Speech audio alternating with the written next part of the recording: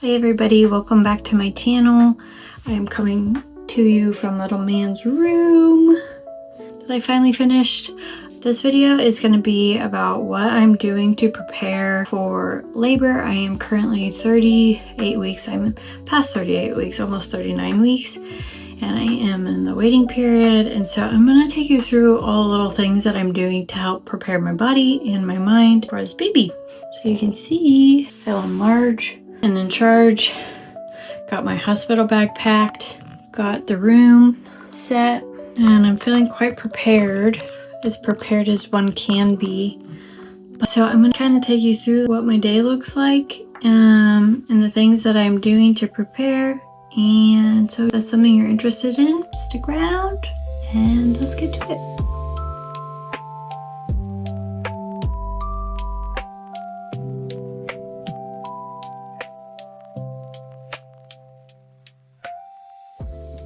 So the first thing I'm going to touch on, I've been drinking red raspberry leaf tea.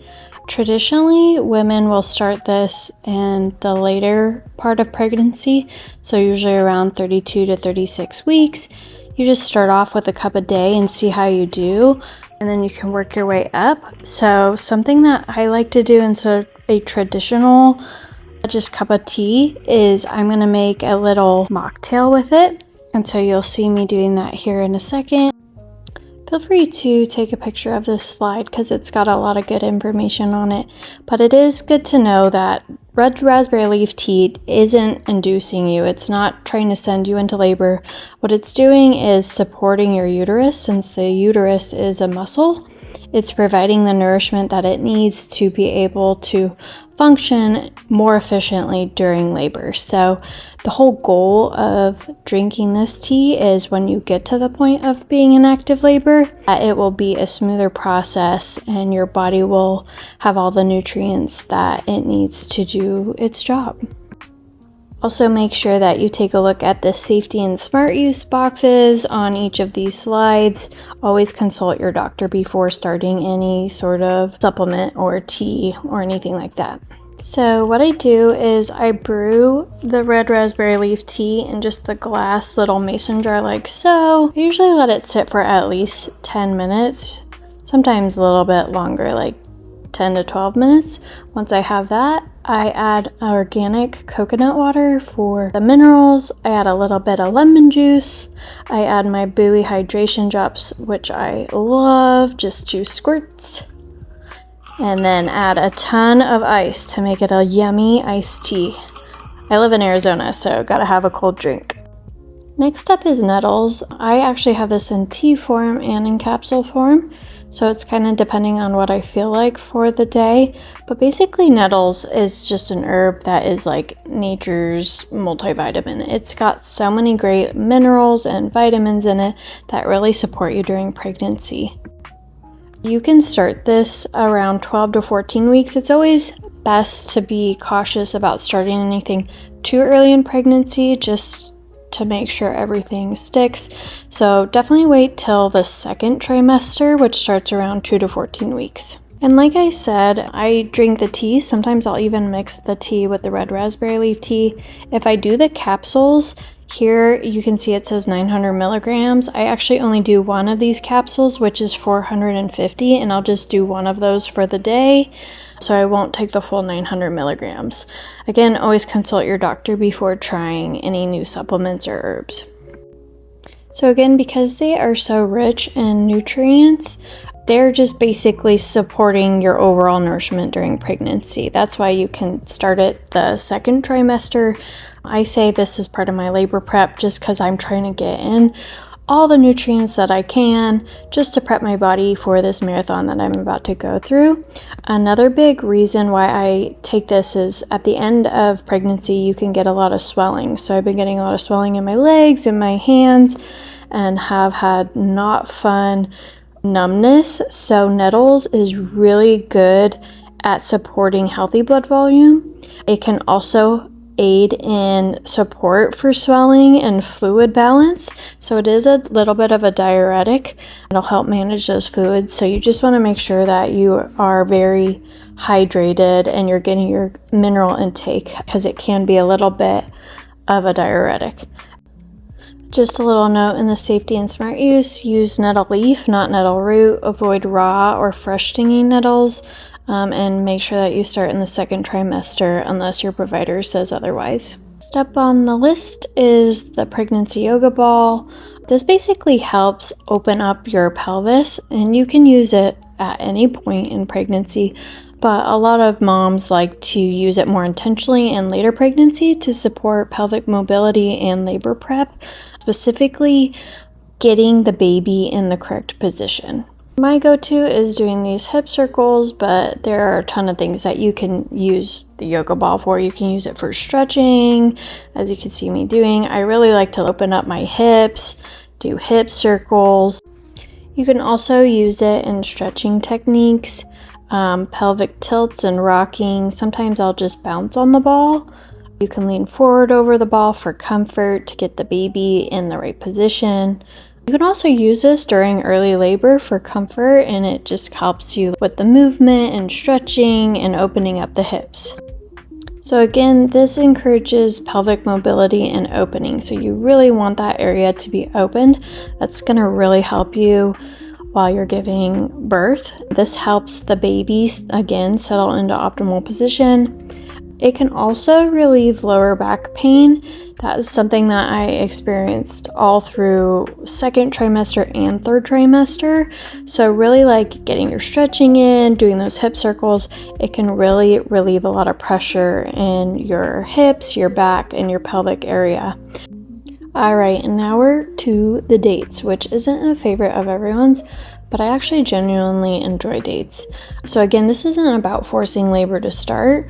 What dates help with is help softening the cervix. Your cervix is actually made out of collagen, and what we want to do once you're heading into the final weeks and you're preparing your body for labor is your cervix, it basically starts to unravel. That's just like a visual for you, but it's made out of collagen and it needs to start breaking down so baby can make its way out. And so dates help soften the cervix to help with that process. So it's really important that you do start this much later in your pregnancy. Usually women start doing the dates around 36 to 37 weeks. A lot of people don't like eating them by themselves, so you can do things to make them yummier and more palatable. You can add them smoothies. They're really good if you just add a little nut butter. You can even have a little sprinkle of chocolate chips on them for a dessert. Chopped into salads are really good. They do have a lot of fiber, so just be aware if you're not used to having a lot of fiber. It can help you go to the bathroom too, which is always a win-win during pregnancy.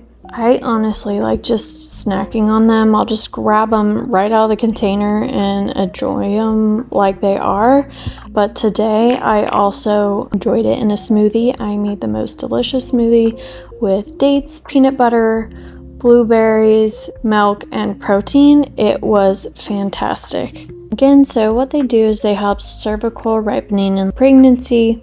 They're associated with shorter early labor phase. They may reduce the risk for medical induction. They provide natural energy from the carbohydrates, and they contain nutrients that support muscle function and contractions.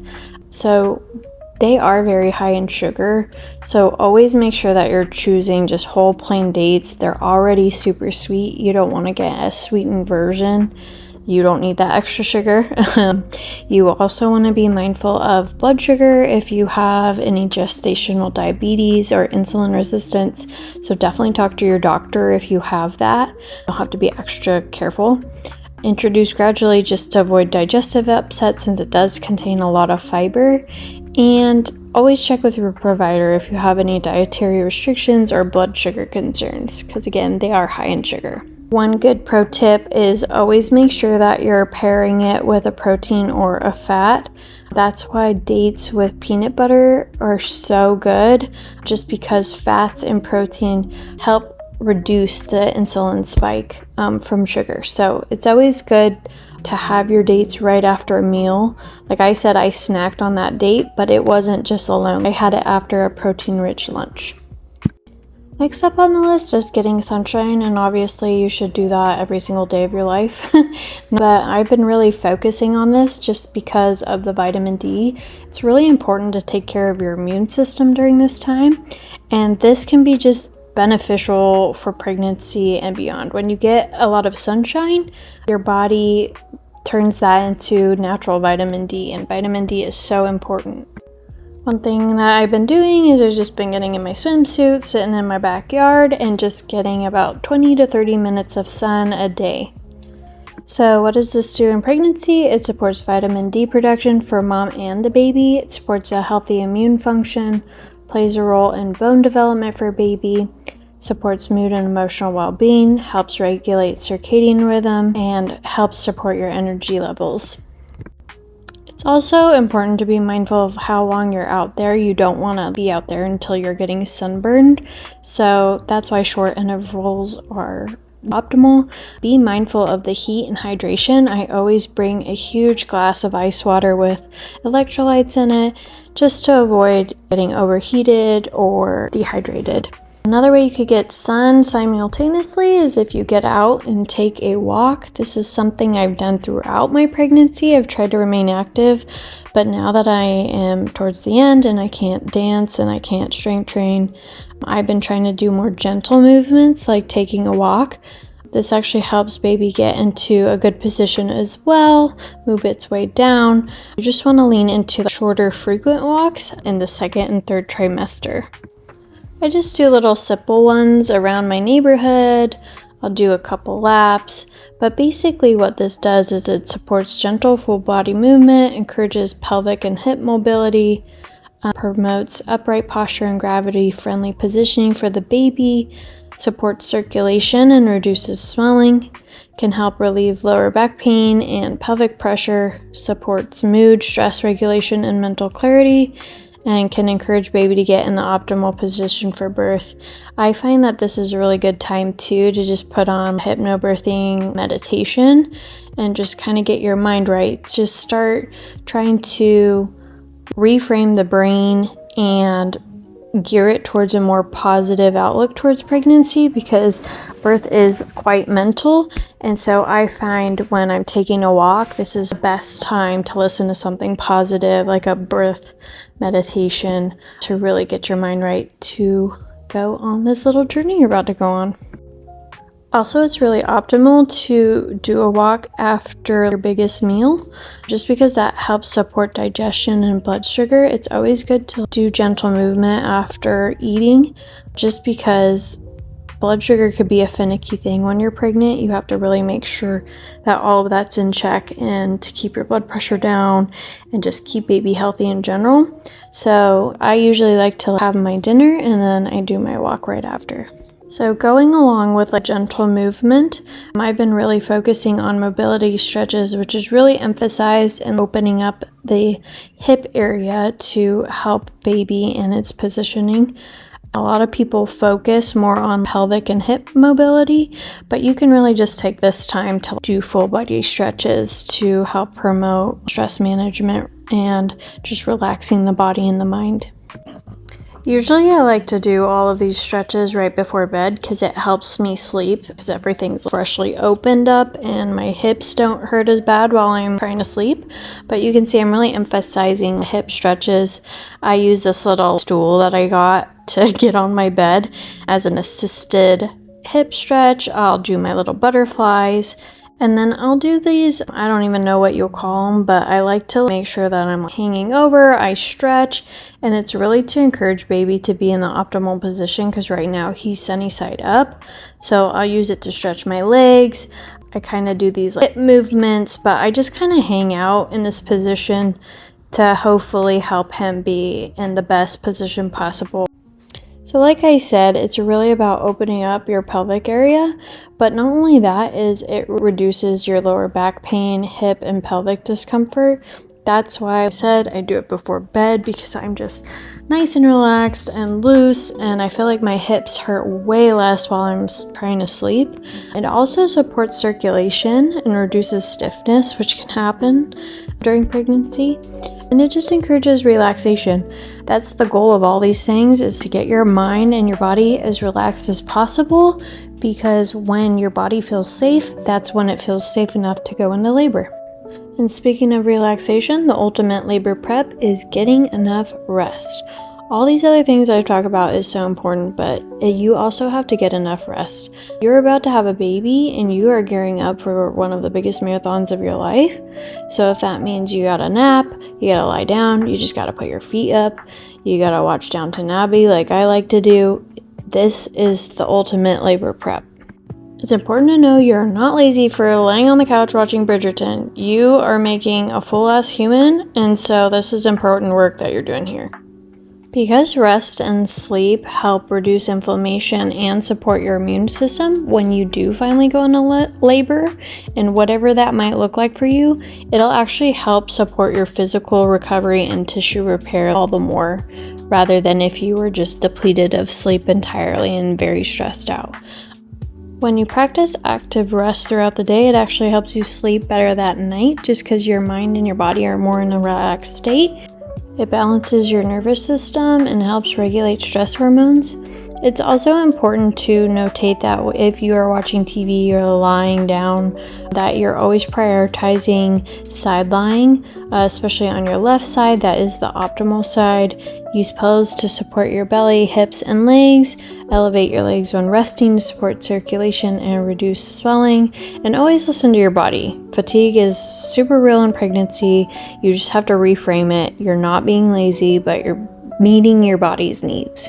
Alright, so those are things that I'm doing. I hope that was really helpful to you. I wanted to make it a little more educational to give you background of why I'm doing those things.